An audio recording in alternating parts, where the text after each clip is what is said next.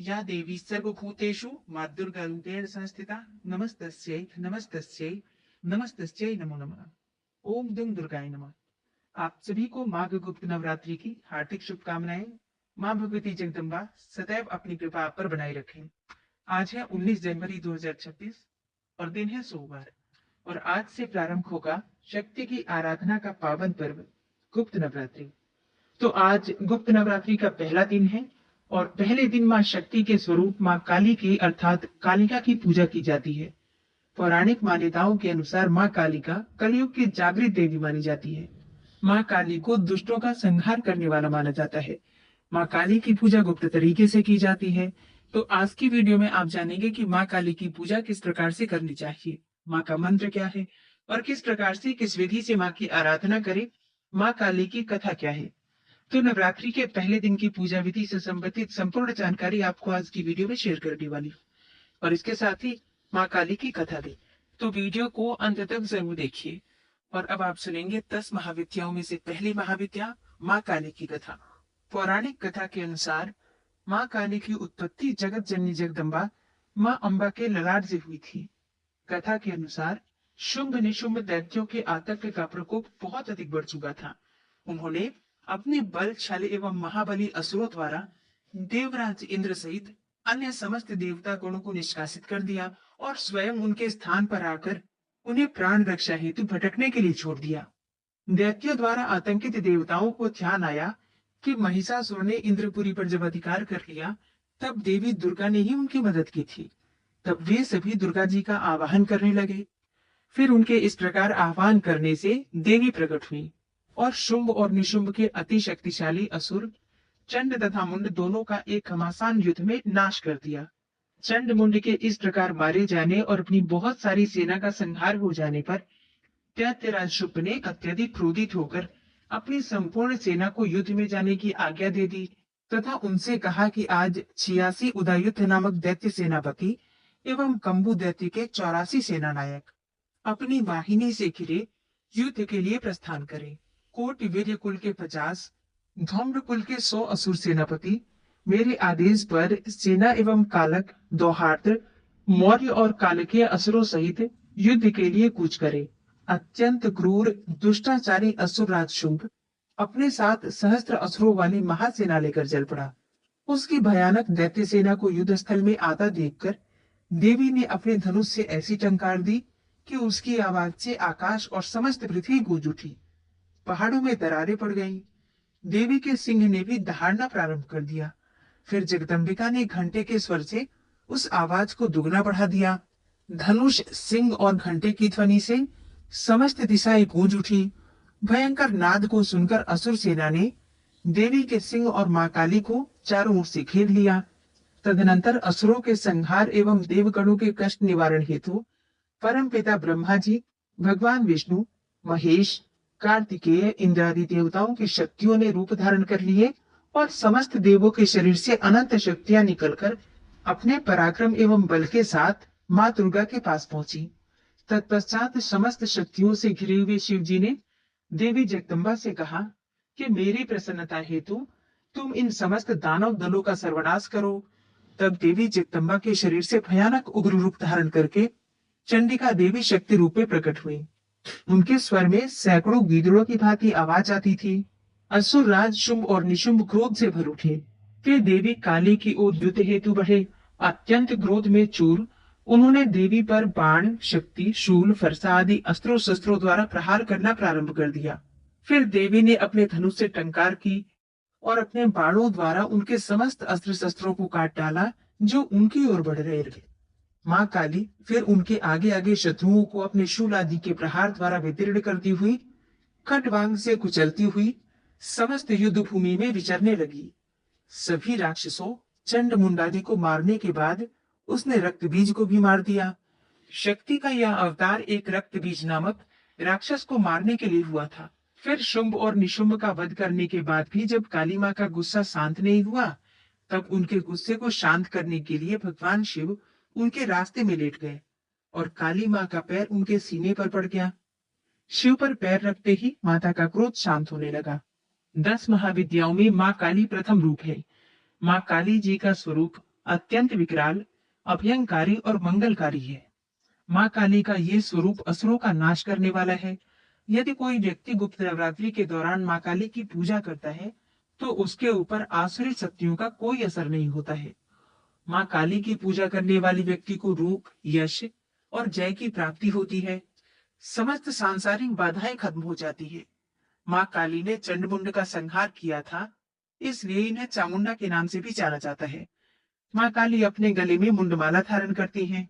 इनके एक हाथ में खड्ग और दूसरे हाथ में त्रिशूल और तीसरे हाथ में कटा हुआ सिर होता है। माँ दुर्गा ने रक्त बीज नाम के असुर का वध करने के लिए काली का अवतार धारण किया था।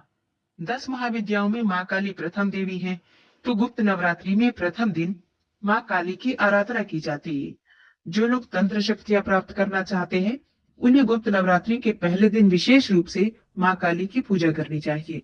इसके अलावा माँ काली की आराधना करने से सभी प्रकार की तंत्र बाधाओं से छुटकारा मिल जाता है। जो लोग अपने शत्रुओं से बहुत अधिक परेशान रहते हैं उन्हें गुप्त नवरात्रि में माँ काली की आराधना अवश्य करनी चाहिए। ऐसा करने से शत्रुओं से मुक्ति मिल जाती है, शत्रु परास्त हो जाते हैं, शत्रुओं पर विजय प्राप्त हो जाती है। माँ काली की पूजा करने से अकाल मृत्यु का भय भी दूर हो जाता है। गुप्त नवरात्रि में 2 तरीकों से माँ काली की पूजा की जाती है। जो लोग तांत्रिक विद्या हासिल करना चाहते हैं वो लोग इस दिन माँ काली की तंत्र विद्या द्वारा उपासना करते हैं, और कुछ लोग गुप्त नवरात्रि के प्रथम दिन सामान्य तरीके से माँ काली की आराधना करते हैं, जिससे कि उनके जीवन में सभी संकट समाप्त हो जाते हैं। तो जो भक्त गृहस्थ आश्रम में है उन्हें माँ की सात्विक रूप से पूजा करनी चाहिए, सात्विक विधि से पूजा करनी चाहिए, धूप दीप अक्षत पुष्प इत्यादि अर्पित करके और उनकी पूजा करके उनके मंत्रों का जप करने के बाद उनसे प्रार्थना कीजिए कि हे माँ काली के मेरे परिवार की हर प्रकार से, हर संकट से आप रक्षा करें। शनि की 7.5 से, ढैया से या फिर राहु केतु जनित किसी भी पीड़ा से आप परेशान हैं तो माँ काली की आराधना करने से आपको इन समस्याओं से मुक्ति मिल जाती है। माँ काली की कृपा की प्राप्ति के लिए देवी कवच और अर्गला स्तोत्र का पाठ करना चाहिए। माँ काली के विषय में एक और कथा भी है। पौराणिक कथा के अनुसार एक बार दारुक नाम के राक्षस ने ब्रह्मा जी को प्रसन्न करके उनसे वरदान प्राप्त कर लिया और देवताओं और ब्राह्मणों को प्रताड़ित करना प्रारंभ कर दिया और स्वर्गलोक पर अधिकार कर लिया। जिसके बाद सभी देवता भगवान विष्णु और ब्रह्मा जी के पास गए। ब्रह्मा जी ने सभी देवताओं को बताया कि इस दुष्ट का संहार एक स्त्री ही कर सकती है। जिसके बाद सभी देवता भगवान शिव के पास गए और उन्होंने भगवान शिव को सारी बात बताई। अब इसके बाद भगवान शिव ने माता पार्वती की ओर देखा। माता पार्वती इस पर मुस्कुराई और अपना एक अंश, जिसके बाद भगवान शिव के कंठ से विष के उस अंश ने अपना आकार धारण कर लिया। जिसके बाद भगवान शिव ने अपना तीसरा नेत्र खोल दिया। उनके इस नेत्र से विकराल रूप वाली माँ काली उत्पन्न हुई। माँ काली के ललाट में तीसरा नेत्र और चंद्र रेखा थी। माँ काली के भयंकर और विशाल रूप को देखकर देवता और सिद्ध लोग भागने लगे। फिर माँ काली का दारुक और उसकी सेना के साथ भयंकर युद्ध भी हुआ। माँ काली ने सभी का वध कर दिया, लेकिन माँ काली का क्रोध शांत ही नहीं हुआ और माँ काली के इस क्रोध से संसार भी जलने लगा। जिसके बाद भगवान शिव ने एक बालक का रूप धारण किया और स्मशान में लेटकर रोने लगे। फिर माँ काली उन्हें देखकर मोहित हो गई और इसके बाद माँ काली ने बालक रूपी भगवान शिव को अपने गले से लगाकर अपना दुग्ध पान कराया। इसके बाद उनका क्रोध शांत हो गया।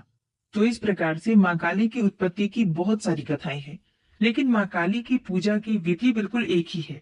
धूप दीप अक्षत पुष्प नैवेद्य इत्यादि अर्पित करके श्रद्धा भाव से, समर्पित भाव से अगर हम माँ काली की आराधना करते हैं तो हर संकट से माँ काली हमारी रक्षा करती हैं। अब बात करें पूजा विधि के बारे में तो देखिए, पहले दिन माँ काली की पूजा की जाएगी। आप चाहे तो चौकी की स्थापना कर सकते हैं या फिर बिना चौकी स्थापित किए अपने घर के मंदिर में भी पूजा कर सकते हैं। तो माँ काली की पूजा के लिए प्रातःकाल आपको जल्दी उठना है। उठकर नित्य कर्मों से निवृत्त हो जाइए, स्नान इत्यादि करके साफ स्वच्छ वस्त्र धारण कर लीजिए और फिर माँ दुर्गा के सामने शुद्ध घी का एक दीपक प्रज्वलित कीजिए। और अगर आप चाहें तो कलश की स्थापना माँ के दाईं तरफ कर सकते हैं। अखंड दीपक भी आप चाहे तो जला सकते हैं। अगर आप शुद्ध घी का अखंड दीपक जलाते हैं तो माँ के दाईं तरफ जलाएंगे, और अगर तिल तेल से अखंड दीपक जलाते हैं तो उसे आप माँ के बाईं तरफ रखेंगे। ठीक है। और कर्म साक्षी दीपक जो कि आपको हर रोज जलाना है, वो अपने सामने मतलब माँ के समक्ष अपने सामने आपको कर्म साक्षी दीपक जलाना है। कुछ भक्तों ने पूछा है कि क्या हम जवारे बो सकते हैं? जी हाँ, बिल्कुल बो सकते हैं। अगर आप जवारे बोना चाहते हैं तो जवारे भी बो सकते हैं। देखिए, जिस प्रकार से नवरात्रि में मतलब हम आश्विन मास की नवरात्रि में माँ की पूजा करते हैं, कलश की स्थापना करते हैं, अखंड दीपक जलाते हैं, ज्वारे बोते हैं, जो भी चीजें हम करते हैं वो सारी चीजें गुप्त नवरात्रि में भी कर सकते हैं। ठीक है, तो मन में किसी भी प्रकार का संशय मत कीजिए। आपकी जो भी इच्छा हो, जो भी आप कर पाते हैं, बिल्कुल कर सकते हैं। अब माँ के सामने शुद्ध घी का दीपक जलाने के बाद आपको अपने व्रत का पूजा का संकल्प लेना है। आप अगर व्रत धारण कर रहे हैं तो व्रत का संकल्प लेंगे, व्रत नहीं कर रहे हैं तो आप अपनी पूजा का संकल्प लेंगे। जो भी आप पूजा करना चाहते हैं, मंत्रों का जप करना चाहते हैं या फिर कोई साधना करना चाहते हैं, जिस भी प्रकार से आप माँ की पूजा नवरात्रि के 9 दिनों में करना चाहते हैं, उसका संकल्प आपको पहले दिन लेना होता है। इसके बाद 9 दिन की जो पूजा होती है बिल्कुल रूटीन में उसी प्रकार से चलेगी। माँ की पूजा का संकल्प लेने के बाद आपको माँ की विधि विधान से पूजा करनी है। अगर आपके पास माँ का विग्रह है, जैसे कि मूर्ति है माँ की, तो आप उनका अभिषेक करेंगे पंचामृत से, शुद्ध जल से। माँ का अभिषेक करने के बाद आपको लाल वस्त्र उन्हें अर्पित करना है, धूप दीप नैवेद्य इत्यादि जो भी सामग्री आपके पास उपलब्ध है उसी से माँ दुर्गा की विधि विधान से पूजा कर लीजिए। फोटो है तो फोटो की भी पूजा उसी प्रकार से की जाएगी। बस अभिषेक नहीं कर सकते हैं, अभिषेक करने का भाव कर सकते हैं। नवरात्रि में माँ दुर्गा को लाल पुष्प अवश्य अर्पित करना चाहिए। आपके पास गुड़हल के हो, गुलाब के हो या फिर कमल के। और हाँ, लाल पुष्प ना मिले तो जो भी पुष्प आपके पास हो उसी को माँ को अर्पित कीजिए। फिर विधि विधान से पूजा करने के बाद वहीं बैठकर मंत्रों का जप कीजिए। सबसे पहले आपको दुर्गा चालीसा का पाठ करना चाहिए। उसके बाद सिद्ध कुंजिका स्तोत्र का पाठ आप कर सकते हैं, या फिर चाहे तो दुर्गा सप्तशती जैसे कि हम नवरात्रि में पढ़ते हैं उसी प्रकार से दुर्गा सप्तशती का पाठ भी आप कर सकते हैं। नवरात्रि में माँ दुर्गा के 9 स्वरूपों की पूजा की जाती है, साथ में ही 10 महाविद्याओं की भी आराधना की जाती है। तो पहला दिन माँ शैलपुत्री की पूजा होगी और 10 महाविद्याओं में से माँ काली की पूजा पहले दिन होगी। ठीक है, तो माँ शैलपुत्री की पूजा के लिए मंत्र है, या देवी सर्वभूतेषु माँ शैलपुत्री रूपेण संस्थिता, नमस्तस्यै नमस्तस्यै नमस्तस्यै नमो नमः। तो माँ शैलपुत्री का ध्यान करते हुए और पूजा करते हुए इस मंत्र का आपको जप करना है। अपनी इच्छा के अनुसार आप चाहे तो 11 बार भी जप सकते हैं, 21 बार भी जप सकते हैं, चाहे तो 108 बार भी जप सकते हैं। और इसके साथ ही माँ काली का ध्यान करते हुए माँ काली के मंत्र का जप करना है। माँ काली का मंत्र है ओम ह्रीम श्रीम क्रीम परमेश्वरी काली के स्वाहा। ओम ह्रीम श्रीम क्रीम परमेश्वरी काली के स्वाहा। मंत्र मैं आपको स्क्रीन पर दे दूंगी, आप लोग वहां से देखकर और जप सकते हैं। आप चाहे तो नवार्ण मंत्र ओम एम ह्रीम क्लीम चामुंडाई विच्चे इसी मंत्र का जप कर सकते हैं। ये मंत्र पूरी नवरात्रि में माँ दुर्गा के सभी स्वरूपों के लिए और 10 महाविद्याओं के लिए भी समान रूप से लाभकारी होता है। तो आप अगर कोई विशेष मंत्र सिद्ध नहीं करना चाहते हैं तो इसी मंत्र से मतलब नवार्ण मंत्र से ही आप अपनी पूजा को संपूर्ण कर सकते हैं। जिस भी देवी का ध्यान करते हैं मंत्र यही रख लीजिए। नवरात्रि के पहले दिन दूध या फिर दूध से बनी हुई मिठाइयों का भोग लगाना चाहिए। इसके साथ ही आप चाहे तो बताशे का भोग भी लगा सकते हैं। एक पान के पत्ते पर लौंग और बतासा रखकर माँ को अर्पित कर सकते हैं। पूजा पूर्ण करने के बाद आरती कर लीजिए और इसके बाद क्षमा प्रार्थना कर लीजिए। अब जिस प्रकार से आपने सुबह की पूजा पूरी की है, इसी प्रकार से आप शाम की भी पूजा कर सकते हैं। शाम की पूजा में अभिषेक नहीं होगा, बाकी की पूजा उसी प्रकार से होगी। धूप दीप इत्यादि सुबह और शाम दोनों समय इसी प्रकार से अर्पित करना है। अच्छा, सुबह की आरती आपको कपूर और लौंग जलाकर करना है और शाम की आरती भी इसी प्रकार से की जाएगी, लौंग और कपूर से ही। ठीक है, अब जैसे जो भक्त व्रत धारण करते हैं वो फलाहार करेंगे। जिस प्रकार से हम नवरात्रि में व्रत करते हैं उसी प्रकार से आप दिन में फलाहार कर सकते हैं। शाम को सेंधा नमक और कुट्टू सिंघारे की पूरियां या फिर हलवा इत्यादि बनाकर भी ले सकते हैं।